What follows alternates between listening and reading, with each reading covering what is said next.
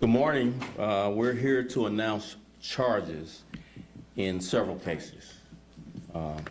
The first being really egregious case in the heartbreaking murder of a 12-year-old little girl from earlier this year. We are charging 22-year-old Malik Parrish and 20-year-old Abdul Ali, A-L-I. Both face one count of felony first-degree murder charges in this homicide that occurred in the 2300 block of West 72nd Street on March 1st this year, 2022. That's in our 8th district. If you recall this case, 12-year-old girl was inside a vehicle with her family returning from celebrating her 12th birthday. The family heard gunshots and realized the 12-year-old had been shot in the head. She was taken to the hospital where she succumbed to her injuries.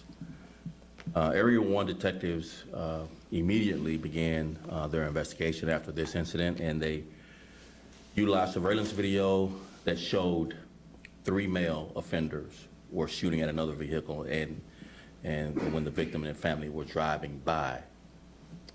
Area 1 detective pieced together video footage of this incident and released it to the public for tips or any other leads. Area 1 detectives, CPD's Office of Community Policing, Mr. Andrew Holmes, who's standing here with me today, and Crime Stoppers all helped in putting out flyers, talking to people in the community, developing the effort to get the tips necessary to break this case.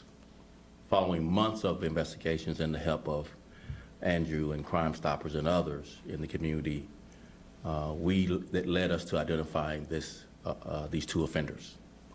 Both Parrish and Ali were placed into custody on November 27th of this month and charged.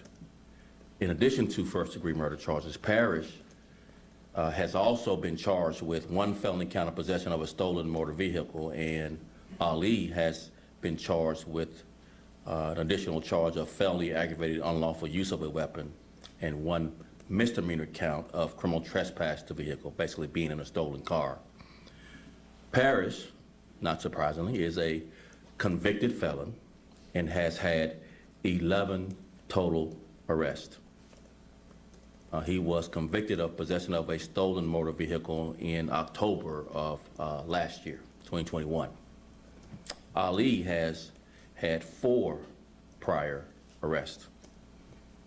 I want to thank the hard work of Area 1 homicide detectives who worked tirelessly to bring some measure of peace to the victim's family and ensure that these offenders were brought to justice. I also want to thank community partners like Andrew Holmes and others who were out canvassing for information in the days following this tragedy, and the community members who came forward with vital information that broke this case.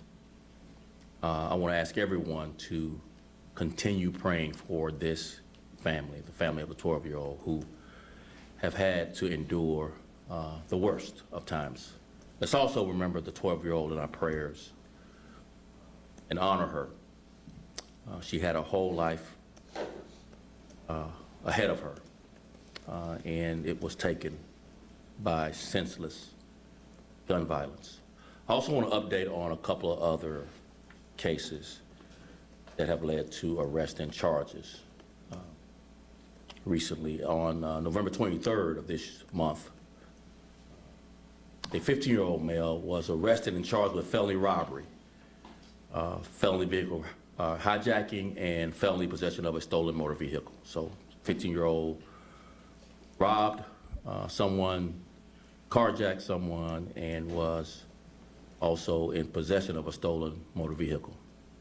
He was arrested by our vehicular hijacking task force officers, and he was observed in a car driving the wrong way down a one-way street in the 8,000 block of South Vernon.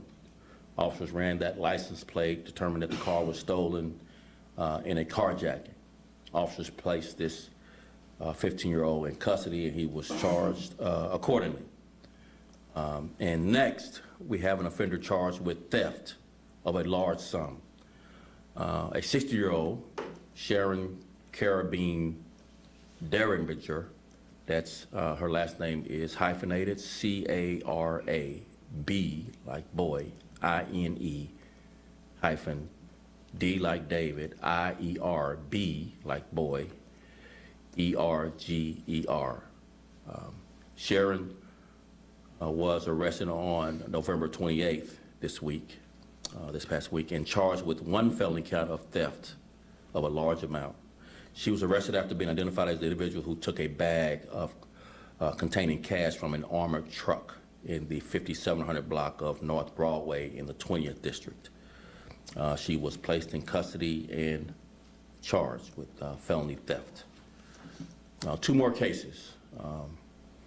One being Shamar, S-H-A-M-A-R, Washington, 21-year-old, was arrested on November 28th and charged with one felony count of aggravated vehicular hijacking with a firearm and one felony count of armed robbery with the firearm. He was arrested after being identified as the offender who took a vehicle at gunpoint from a 41-year-old female victim in the 700 block of South Ada, ADA Street in the 12th District on June 22nd, 2022. And then the last case is 46-year-old Harry Bowen, B-O-W-E-N, was arrested on November 26th, 2022, and charged with one felony count of first-degree murder. He was arrested after being identified as the offender who moments earlier shot and killed a 60-year-old male victim in the 7800 block of South Honore Street, H-O-N-O-R-E, in the 6th District. And before we open it up for questions, I just want to acknowledge the really hard work of all of our detectives who worked tirelessly to break these cases. It's very difficult work. They work around the clock, many times working multiple shifts without breaks when they get hot leads. But we really want to acknowledge their work, as well as the result of their work along with all of our officers in the Chicago Police Department. It's led to this year's 15% decline in homicides. That's 15% decline in homicides, and a 19% decline in shootings, as well as a 8% decline in carjackings this year. And with that, I'll open it up for questions. Good morning. This is Maria Braulesa from Univision. My question is in regards to the man found shot in the face in the Little Village neighborhood. So I have a few questions in regards to that. Has it been identified? And if it's a gang-related incident? So you don't have any on-topic questions at all on any of these cases that we've just talked about? No. So we'll get with you offline on the off-topic questions, if you don't mind. We'll update you on those cases. Okay. Thank you. Okay.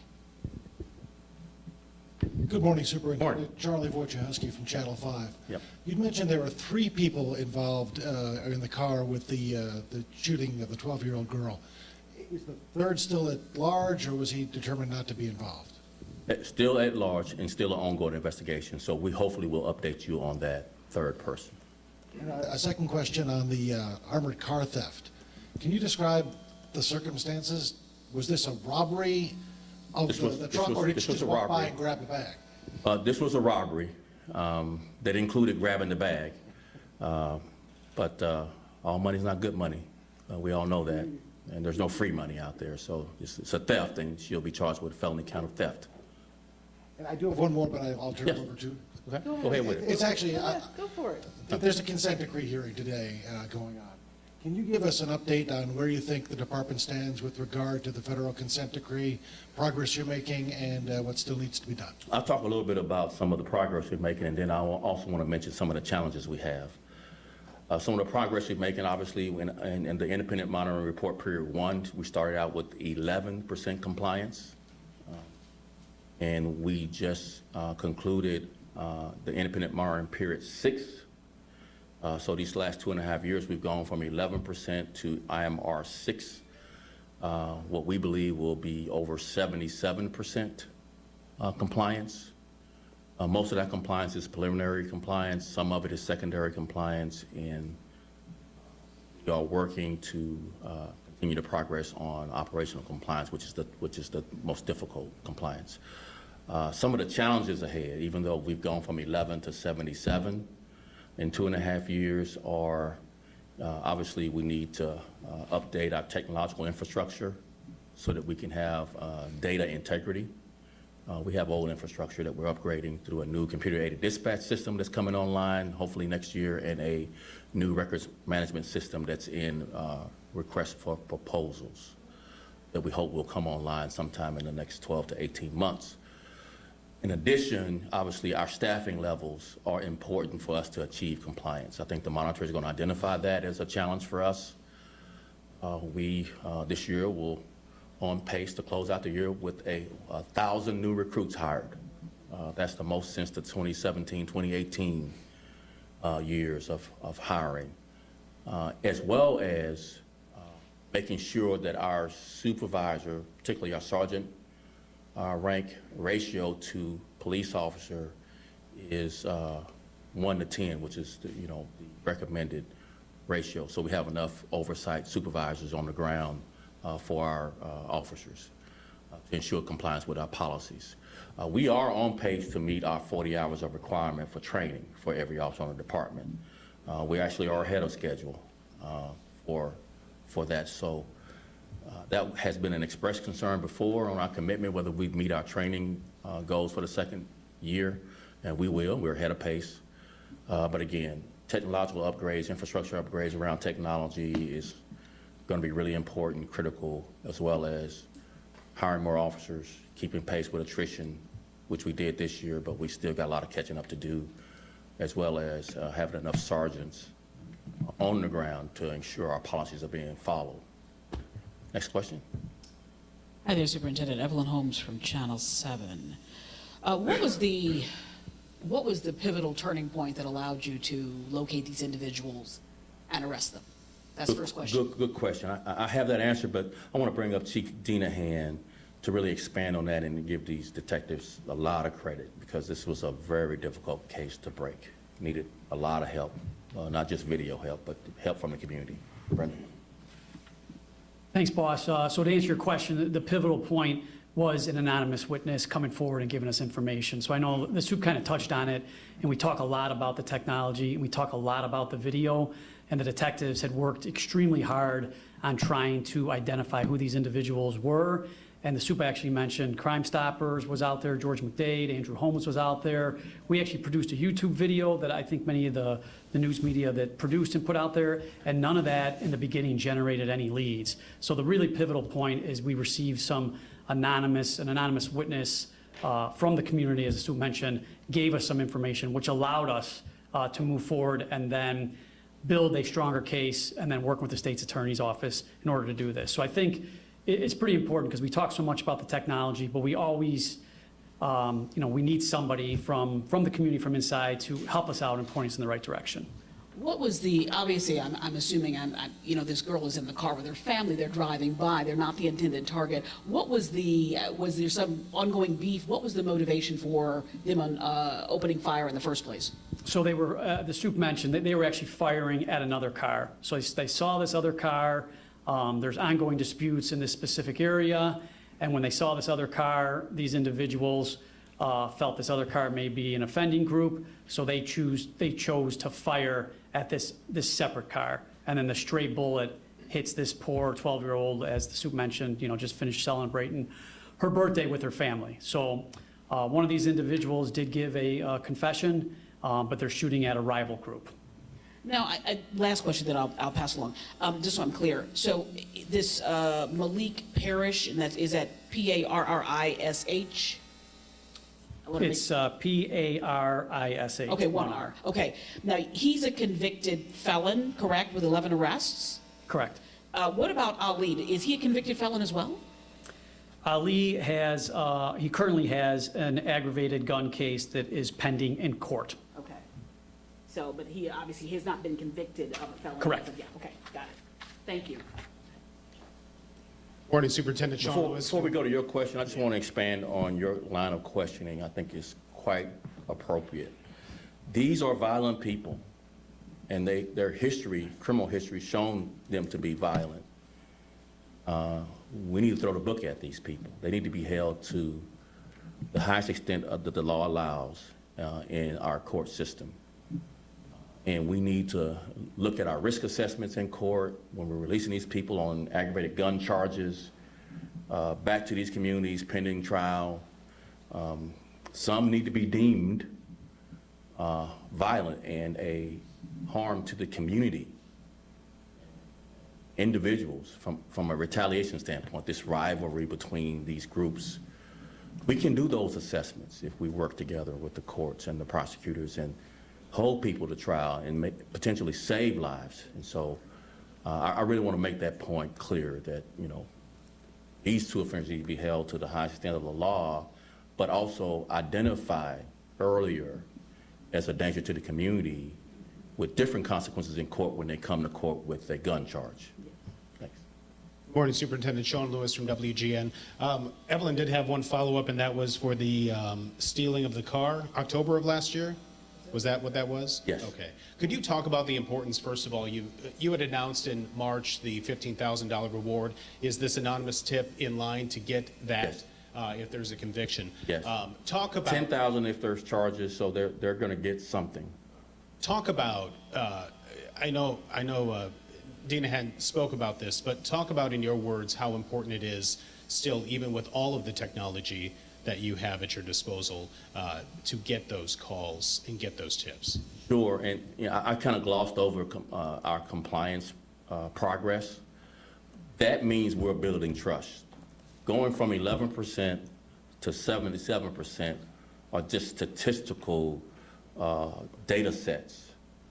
But what really lets you know that you're starting to build trust in the community is when people trust you enough to give you information that can be acted on in a legal way to bring violent offenders into custody. So there's a connecting the dots on this compliance with the consent decree. It actually helps us build trust in the community. But one of the big clues of whether or not you're actually getting to that point of having people trust you is when people come forward and give you information about what's happening from a gun violence perspective. So that is really important to continue to build on, not be satisfied with just a statistical significant improvement, but also getting the information from the community because they trust you more.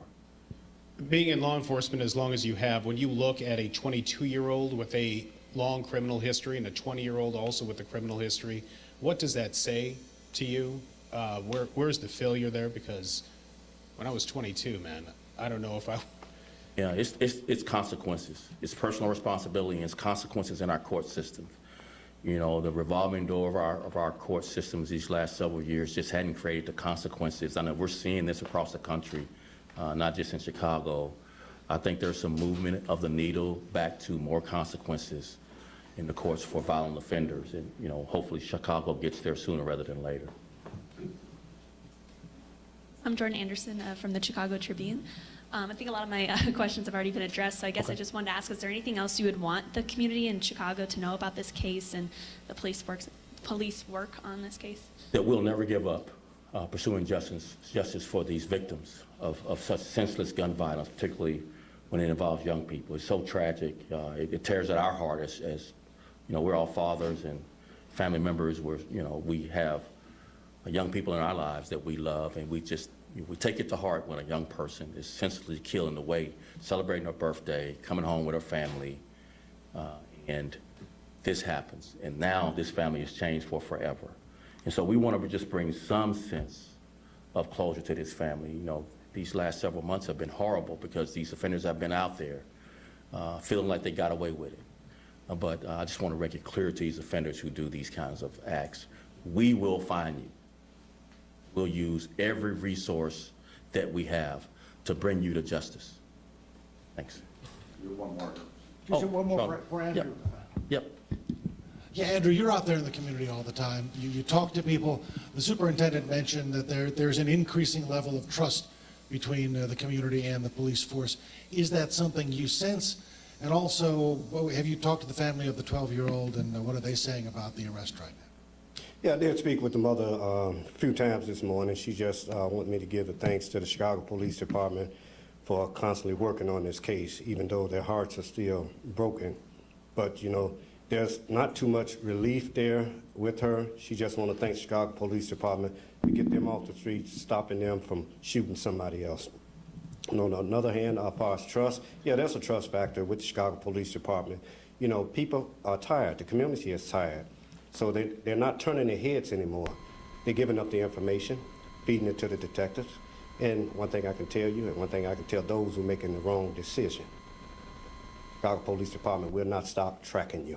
Think about it. Thank you all so much. Appreciate it.